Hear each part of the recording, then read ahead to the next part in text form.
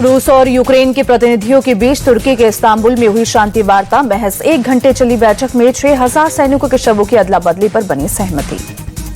Ukraine के रक्षा मंत्री ने बताया, इस्तांबुल वार्ता में रूस के 7 कैदियों की अदला बदली पर भी हुआ समझौता। दोनों देश एक दूसरे के घायल, बीमार और 25 साल से कम उम्र के सैनिकों की अदला बदली पर हुए सहमत। यूक्रेन और रूस के बीच सीजफायर पर नहीं बनी कोई सहमति। यूक्रेन ने 20 से 30 जून के बीच फिर चर्चा का प्रस्ताव रखा।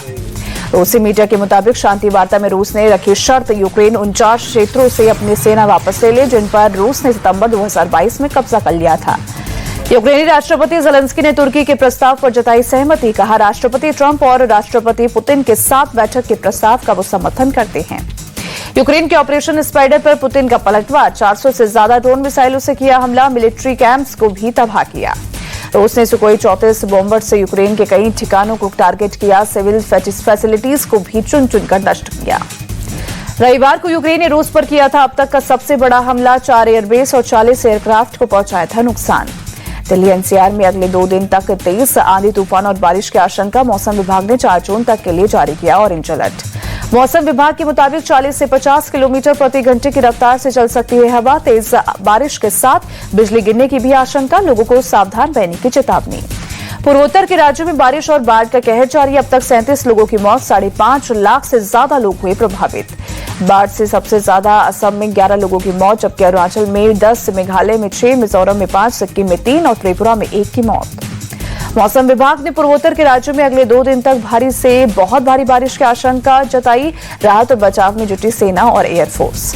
असम के 22 जिलों में करीब 5,35,000 लोग बाढ़ प्रभावित। राज्य की 15 नदियों का जलस्तर खतरे के निशान के पार। असम के नागांव जिले के कामपुर इलाके में बाढ़ जैसे हालात। कई जगहों पर घुटने से ऊपर तक पहुंचा पानी।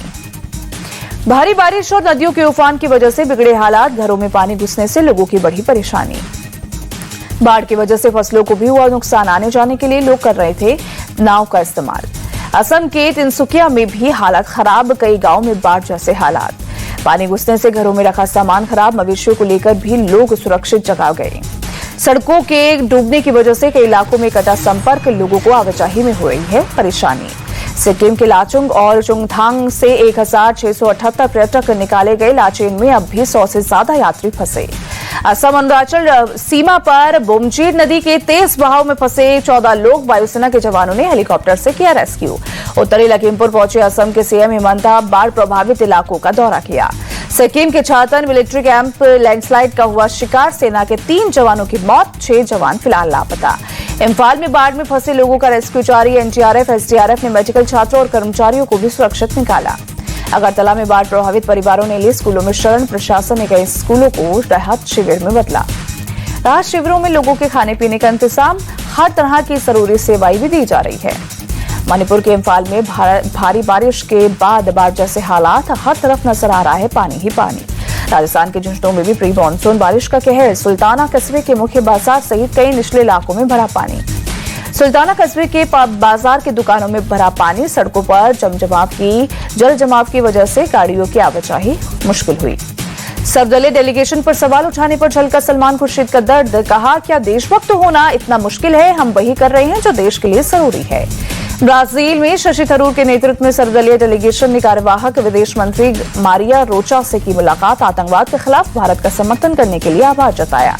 शशि थरूर ने राष्ट्रपति के विशेष सलाहकार राजदूत सेल्सो इमोरेम से किया साफ, ऑपरेशन सिंदूर युद्ध शुरू करने की कोशिश नहीं, हम सिर्फ एक आतंकी हमले का बदला ले रहे हैं।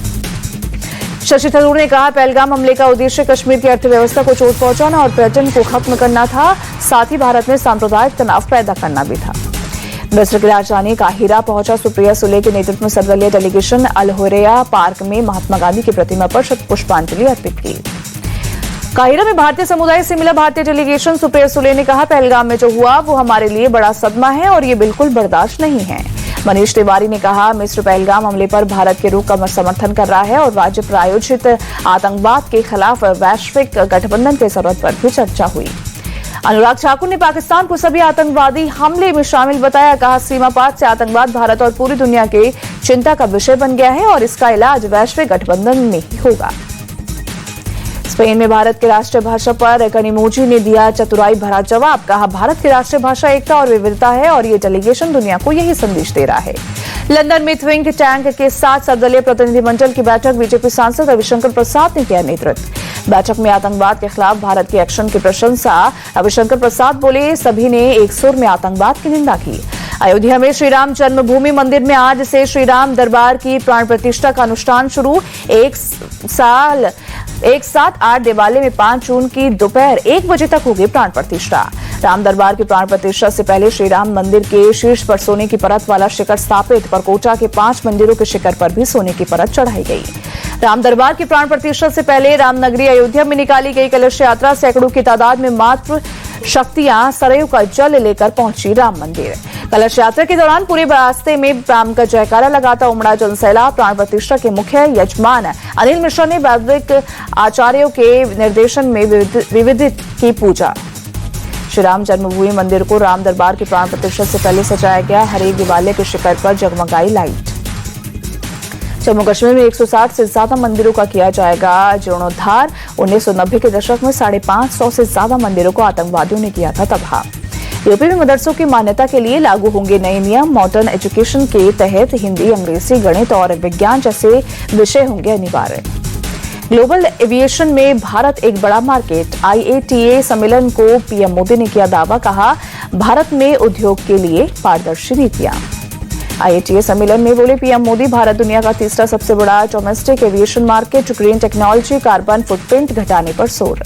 पीएम ने कहा, पिछले 1 दशक में भारत की ऐतिहासिक उड़ान मेक इन इंडिया के साथ डिजाइन इंडिया भी करें। हैदराबाद हाउस में पैराग्वे के राष्ट्रपति से मिले पीएम मोदी, दोनों के बीच द्विपक्षीय मुद्दों पर हुई चर्चा। भारत और पैराग्वे आतंकवाद के खिलाफ लड़ाई में कंधे से कंधा मिलाकर खड़े। राष्ट्रपति सैंटियागो से मिलने के बाद बोले पीएम मोदी। विदेश मंत्री एस जयशंकर ने पैराग्वे के राष्ट्रपति से मुलाकात की। दोनों नेताओं के कई अहम मुद्दों पर चर्चा हुई। केंद्रीय मंत्री अश्विनी वैष्णव से मिले पैराग्वे के राष्ट्रपति सैंटियागो। द्विपक्षीय मुद्दों पर चर्चा हुई। महाराष्ट्र में लाडली बहन योजना पर फिर सियासत हाई। शरद गुट के नेता अनिल देशमुख का आरोप, सरकारी महिला कर्मचारियों ने भी योजना का लिया लाभ। अनिल देशमुख ने महाराष्ट्र सरकार पर लापरवाही का आरोप लगाया। कहा, बिना जांचे बांटा गया पैसा। दिल्ली के पेरेंट्स की आवाज बनेगी आम आदमी पार्टी। नेता और विपक्ष आतिशी ने जारी किया ईमेल, परेशान माता पिता से प्लीज वृद्धि रोकने की मांग सुझाव। आतिशी ने दिल्ली की बीजेपी सरकार पर साधा निशाना। कहा, प्राइवेट स्कूल से मिली भगत का लगाया आरोप। कहा, पेरेंट्स की बात तक नहीं सुन रही सरकार। तेलंगाना का लक्ष्य है 2047 तक $3 ट्रिलियन की अर्थव्यवस्था बनाना है। स्थापना दिवस पर बोले सीएम रेवंत रेड्डी। यूपी के नए डीजीपी राजीव कृष्ण ने किया साफ, अपराधियों को किसी भी कीमत पर बख्शा नहीं जाएगा। अपराध के खिलाफ जीरो टॉलरेंस की नीति। डीजीपी राजीव कृष्ण ने कहा, लॉ एंड ऑर्डर से कोई समझौता नहीं करेंगे। महिला सुरक्षा पर विशेष ध्यान रहेगा। कंटेंट क्रिएटर शर्मिष्ठा पनौली की गिरफ्तारी पर बोले बंगाल बीजेपी अध्यक्ष सुकांत मंजुमदार, टीएमसी सरकार जमात और चरमपंथियों की सरकार बन गई है। बीजेपी नेता नीतीश राणे की मुस्लिम समुदाय को सलाह, पर्यावरण की रक्षा के लिए मनाएं वर्चुअल बकरीद। नागपुर में बकरीद से पहले अलर्ट। वीएचपी और बजरंग दल गौ तस्करी रोकने के लिए 48 घंटे पहले महाराष्ट्र की सीमाओं पर लगाएंगे चौकी। सुप्रीम कोर्ट से बाटला हाउस के संपत्ति मालिकों को राहत नहीं। डेमोलिशन की कार्रवाई से रोक लगने से किया इनकार। दिल्ली के वजीरपुर इलाके में चला बुलडोजर। रेलवे ट्रैक के पास अवैध अतिक्रमण को हटाया गया। 15 जून को नहीं होगी नीट पीजी परीक्षा, जल्द जारी होगी नई तारीख। दिल्ली के चांदनी चौक में कपड़ा व्यापारी के यहां 35 लाख की लूट। हाथ में बैग लिए दुकान में घुसे 3 नकाबपोश बदमाश हुए सीसीटीवी में कैद। दुकान के मालिक विक्की जैन के मुताबिक सोमवार की सुबह 2 बदमाश ने फायरिंग कर लूट को दिया अंजाम। पुलिस सीसीटीवी की मदद से लुटेरों की तलाश में जुटी। ग्वालियर पुलिस ने पंजाब के 4 युवकों को हथियारों के साथ पकड़ा। हथियारों की डिलीवरी लेने वाले भी हिरासत में। जम्मू कश्मीर के पुलवामा में फल मंडी में लगी भीषण आग, बड़े पैमाने पर नुकसान की आशंका। आग लगने के बाद आसमान में उठी लपटें, पूरे इलाके में मची अफरा तफरी। हादसे में किसी तरह की जनहानि की खबर नहीं। दमकल की टीम ने कड़ी मशक्कत से पाया काबू। छत्तीसगढ़ के सुकमा में 2 हार्डकोर समेत 16 नक्सलियों ने किया सरेंडर। 6 नक्सलियों पर 25 लाख का इनाम था घोषित। मुजफ्फरपुर में रेप पीड़ित दलित बच्ची की मौत पर बवाल। पटना में कांग्रेस कार्यकर्ता ने किया विरोध प्रदर्शन। बच्चे की मौत पर पटना में कांग्रेस कार्यकर्ताओं ने किया जमकर प्रदर्शन। नीतीश सरकार को ठहराया जिम्मेदार। रेप मर्डर कांड पर राहुल गांधी बोले, दरिंदगी इलाज में लापरवाही शर्मनाक। मुजफ्फरपुर रेप कांड को लेकर सख्त राष्ट्रीय महिला आयोग बिहार के मुख्य सचिव और डीजीपी को निष्पक्ष जांच के दिए आदेश। आरोपी के खिलाफ सख्त से सख्त कार्रवाई होगी। मुजफ्फरपुर केस पर जेडीयू नेता केसी त्यागी ने दिया भरोसा। मुजफ्फरपुर केस को लेकर तेजस्वी यादव ने नीतीश सरकार को घेरा। बिहार में कानून व्यवस्था पूरी तरह चौपट, डबल इंजन की सरकार पूरी तरह फेल। मुंबई के चीता लंदन के निर्वाणा प्रदर्शनी में रखा गया दुनिया का सबसे महंगा गिटार। नीलामी में $61 लाख की लगाई गई बोली। पंजाब किंग्स और रॉयल चैलेंजर्स बैंगलोर के बीच आज खेला जाएगा आईपीएल 2025 का फाइनल। शाम 7:30 बजे अहमदाबाद के नरेंद्र मोदी स्टेडियम में होगी भिड़ंत। आईपीएल में बेंगलुरु की टीम 3 बार फाइनल तक पहुंची। पंजाब किंग्स ने अब तक सिर्फ 1 बार खेला है फाइनल। रॉयल चैलेंजर्स बैंगलोर और पंजाब किंग्स दोनों ही टीमों के कप्तानों ने ट्रॉफी के साथ खिंचवाई फोटोशूट की तस्वीरों से कैप्शन में लिखा, दोनों कप्तान आखिरी मुकाबले के लिए तैयार हैं। आईपीएल के ऑरेंज कैप की रेस में जीटी के साई सुदर्शन सबसे आगे। सुदर्शन ने इस सीजन 759 रन जोड़े। दूसरे नंबर पर 717 रन के साथ मुंबई इंडियंस के सूर्य कुमार यादव हैं। जीटी के प्रसिद्ध कृष्णा का पर्पल कैप की रेस में सबसे आगे। कृष्णा इस सीजन 25 विकेट उन्होंने झटके। सीएसके ने नूर अहमद 24 विकेट के साथ दूसरे नंबर पर पहुंचे।